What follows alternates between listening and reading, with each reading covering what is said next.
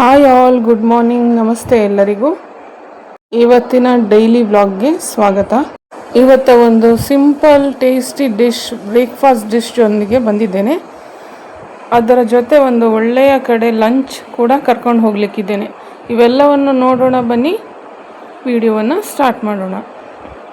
ಇನ್ನು ಮುಂದೆ ಬರುವ ವ್ಲಾಗ್ಗಳು ನಾನು ನನ್ನ ನೇಟಿವ್ ಪ್ಲೇಸಿಂದ ಶೂಟ್ ಮಾಡಲಿಕ್ಕಿದ್ದೇನೆ. ಹಾಗಾದರೆ ಹೋಗೋಣ ನನ್ನ ಅಮ್ಮನ ಕಿಚನ್ ಕಡೆಗೆ. ಇವತ್ತು ಬ್ರೇಕ್ಫಾಸ್ಟ್ಗೆ ನಾವು ಸಿಂಪಲ್ ಆಗಿ ವೆರಿ ಡಿಲಿಷಿಯಸ್ ರವೆ ರೊಟ್ಟಿ ಮಾಡ್ತಾಯಿದ್ದೀವಿ. ಟ್ರೆಡಿಷ್ನಲ್ ಸ್ಟೈಲಲ್ಲಿ ಮಾಡ್ತಾಯಿದ್ದೀನಿ. ಈರುಳ್ಳಿ ಬೆಳ್ಳುಳ್ಳಿ ಏನು ಹಾಕದೆ ಮಾಡುವಂತಹ ಕೊಂಕಣಿ ಸ್ಟೈಲ್ ರವೆ ರೊಟ್ಟಿ ಇವತ್ತು. ಮೊದಲಿಗೆ 2-3 ಹಸಿಮೆಣಸಿನಕಾಯಿಯನ್ನು ಕಟ್ ಮಾಡಿಕೊಂಡಿದ್ದೇನೆ.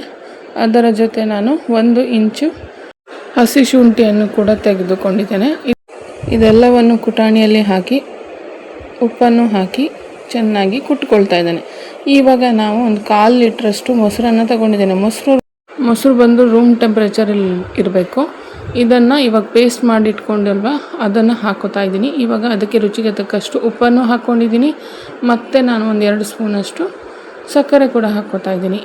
ಇವೆಲ್ಲವನ್ನು ಇವಾಗ ಚೆನ್ನಾಗಿ ಮಿಕ್ಸ್ ಮಾಡ್ಕೊಬೇಕು. ಅದರ ಜೊತೆಗೆ ನಾವು ಒಂದು ಅರ್ಧ ಕಾಯಿ ತುರಿಯನ್ನು ಕೂಡ ಹಾಕ್ಕೊಂಡಿದ್ದೀವಿ. ಇವೆಲ್ಲವನ್ನು ಈಗ ಮಿಕ್ಸ್ ಮಾಡ್ಕೊತಾ ಇದ್ದೀವಿ.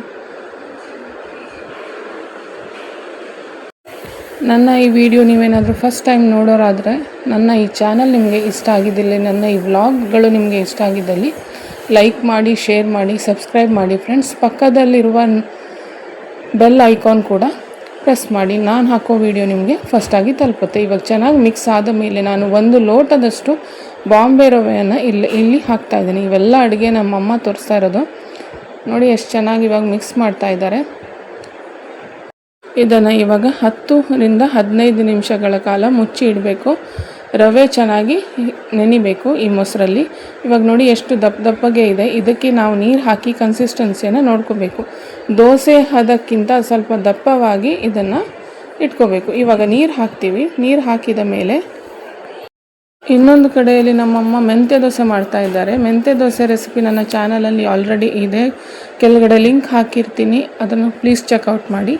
ಇವಾಗ ನೀರು ಹಾಕ್ಕೊಂಡು ಒಂದು ಹದವಾಗಿ ಬಂದ ಮೇಲೆ ಇವಾಗ ಕೊಬ್ಬರಿ ಎಣ್ಣೆನ ತವದ ಮೇಲೆ ಹಚ್ಕೋಬೇಕು. ಇದಾದಮೇಲೆ ನಾನು ಈ ಥರ ದೋಸೆಯನ್ನು ಹಾಕೋಬೇಕು. ಈ ಥರ ರೊಟ್ಟಿಯನ್ನು ನಾವು ಹಾಕೋಬೇಕು. ಈ ರೊಟ್ಟಿ ಕೈಯಲ್ಲಿ ತಟ್ಟುವಂಥದ್ದು ಅಲ್ಲ, ಸುಮ್ಮನೆ ಇದೇ ಥರ ನಾವು ಮಾಡ್ಕೊಬೇಕು.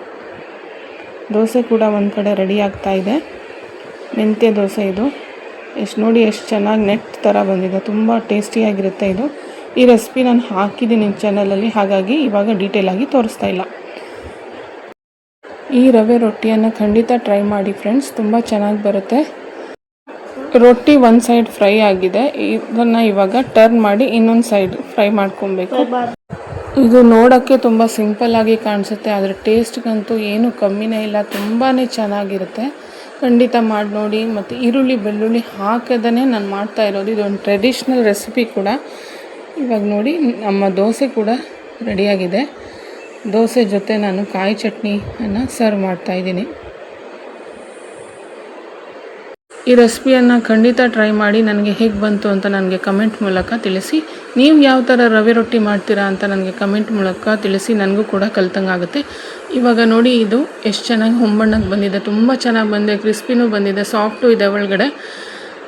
ಇವಾಗ ಇದ್ರ ಜೊತೆ ನಾನು ಕಾಯಿ ಚಟ್ನಿ ಕೂಡ ಸರ್ವ್ ಮಾಡ್ತೀನಿ. ಕಾಯಿ ಚಟ್ನಿ ಬೇಡ ಅಂದರೆ ನೀವು ತುಪ್ಪ ಅಥವಾ ಬೆಣ್ಣೆಯಲ್ಲೂ ಕೂಡ ಇದನ್ನು ತಿನ್ಬೋದು. ತುಂಬ ಚೆನ್ನಾಗಿರುತ್ತೆ. ಖಂಡಿತ ಟ್ರೈ ಮಾಡಿ. ತುಂಬ ಹೆಲ್ದಿ ರೆಸಿಪಿ ಕೂಡ ಹೌದು. ಬ್ರೇಕ್ಫಾಸ್ಟ್ ಎಲ್ಲ ಮುಗಿಸ್ಕೊಂಡು ಇವಾಗ ಲಂಚ್ಗೆ ಅಂತ ನಾವು ಹೋಗ್ತಾ ಇದ್ದೀವಿ. 12:30 ಆಗಿದೆ ಟೈಮು.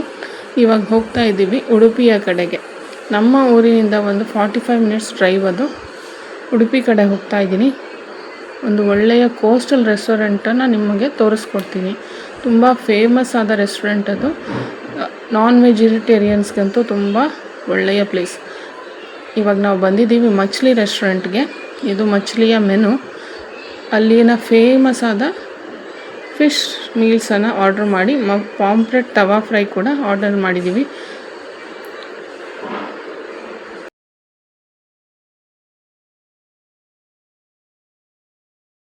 ಫಿಶ್ ಮೀಲ್ಸ್ ಅಂತೂ ತುಂಬ ಚೆನ್ನಾಗಿದೆ. ಬಾಯ್ಲ್ಡ್ ರೈಸ್, ವೈಟ್ ರೈಸ್ ಎರಡೂ ಕೂಡ ಅವೈಲೇಬಲ್ ಇದೆ ಇಲ್ಲಿ. ಫಿಶ್ ಕರಿ ಜೊತೆ ಒಂದು ಪಲ್ಯ, ಒಂದು ಸಂಡಿಗೆ, ಒಂದು ಚಟ್ನಿ ಮತ್ತು ಒಂದು ಫಿಶ್ ಕರಿ ವಿತ್ ಪೀಸ್ ಬರುತ್ತೆ. ಫ್ರೈ ನೀವು ಮಾತ್ರ ಎಕ್ಸ್ಟ್ರಾ ತೊಗೋಬೇಕು. ನಾವು ಫ್ರೈಗೆ ಅಂತ ಪಾಂಪ್ಲೆಟ್ ತವಾ ಫ್ರೈ ಆರ್ಡ್ರ್ ಮಾಡಿದ್ವಿ. ಟೇಸ್ಟ್ ಅಂತೂ ತುಂಬ ಸ್ಪೈಸಿಯಾಗಿ ತುಂಬಾ ಚೆನ್ನಾಗಿತ್ತು ಅಂತಲೇ ಹೇಳ್ಬೋದು. ಇದು ನಾವು ಆರ್ಡ್ರ್ ಮಾಡಿರೋದು ಪ್ರಾನ್ ಗೀ ರೋಸ್ಟು, ತುಂಬಾ ಸಖತ್ತಾಗಿತ್ತು. ನೀವು ಕೂಡ ಟ್ರೈ ಮಾಡಿ. ಇವಾಗ ನಾವು ಕ್ರ್ಯಾಬ್ ಗೀ ರೋಸ್ಟ್ ಕೂಡ ಆರ್ಡರ್ ಮಾಡಿದ್ವಿ. ಇದು ವಿದೌಟ್ ಶೆಲ್ ಆರ್ಡರ್ ಮಾಡಿದ್ವಿ, ವಿತ್ ಶೆಲ್ ಕೂಡ ಇಲ್ಲಿ ಅವೈಲೇಬಲ್ ಇದೆ. ಇದಂತೂ ನನ್ನ ಫೇವ್ರೆಟ್ ಐಟಮ್, ತುಂಬಾ ಚೆನ್ನಾಗಿ ಬಂದಿದೆ. ನೀವು ಕೂಡ ಇದನ್ನು ಟ್ರೈ ಮಾಡಿ. ಸಖತ್ತಾಗಿತ್ತು ರೆಸ್ಟೋರೆಂಟ್ ಅಡ್ರೆಸ್ಸನ್ನು ಕೆಳಗಡೆ ಡಿಸ್ಕ್ರಿಪ್ಷನಲ್ಲಿ ಹಾಕಿರ್ತೀನಿ ಫ್ರೆಂಡ್ಸ್. ಇಲ್ಲಿ ಎಲ್ಲ ಥರದ ಫಿಶ್ ಫ್ರೈ ನಿಮಗೆ ಅವೈಲೇಬಲ್ ಇರುತ್ತೆ. ಡೀಪ್ ಫ್ರೈ, ತವಾ ಫ್ರೈ, ಮಸಾಲಾ ಫ್ರೈ ಅಂತೆಲ್ಲ ಕೂಡ ಆಪ್ಷನ್ ಇರುತ್ತೆ. ಇಲ್ಲಿ ಚಿಕನಲ್ಲಿ ನಾವು ಚಿಕನ್ ಸುಕ್ಕವನ್ನು ಆರ್ಡ್ರ್ ಮಾಡಿದ್ವಿ, ಮತ್ತು ಪ್ರಾನಲ್ಲಿ ನಾವು ಪ್ರಾನ್ ಗೀ ರೋಸ್ಟನ್ನು ಆರ್ಡರ್ ಮಾಡಿದ್ವಿ. ತುಂಬ ಟೇಸ್ಟ್ ಅಂತೂ ವೆರಿ ಡಿಲಿಷಿಯಸ್ ಆಗಿತ್ತು, ತುಂಬಾ ಚೆನ್ನಾಗಿತ್ತು ಅಂತಲೇ ಹೇಳ್ಬೋದು. ನೀವೇನಾದರೂ ಉಡುಪಿ ಕಡೆ ಬರೋರಾದರೆ ಈ ರೆಸ್ಟೋರೆಂಟನ್ನು ಖಂಡಿತ ಟ್ರೈ ಮಾಡಿ. ನನ್ನ ಈ ಬ್ರೇಕ್ಫಾಸ್ಟ್ ರೆಸಿಪಿ ಮತ್ತು ಲಂಚ್ ವ್ಲಾಗ್ ನಿಮಗೆ ಇಷ್ಟ ಆಗಿದೆ ಅಂತ ನಾನು ಭಾವಿಸ್ತೀನಿ.